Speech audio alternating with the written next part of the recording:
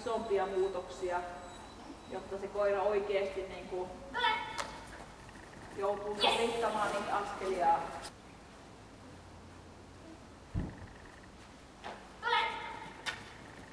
Mä sanon sulle sama, kun mä sanon.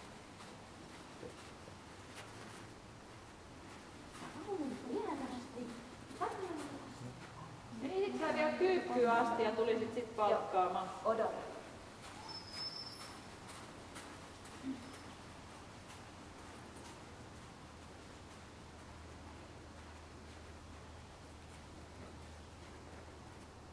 Olisiko nytkin jo hyvä palkata? No joku yksi.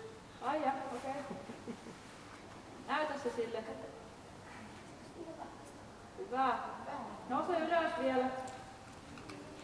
Mene sit uudestaan kyykkyyn. Ja nyt lupa. Taitavaa. Melu piilossa vai näkyvissä?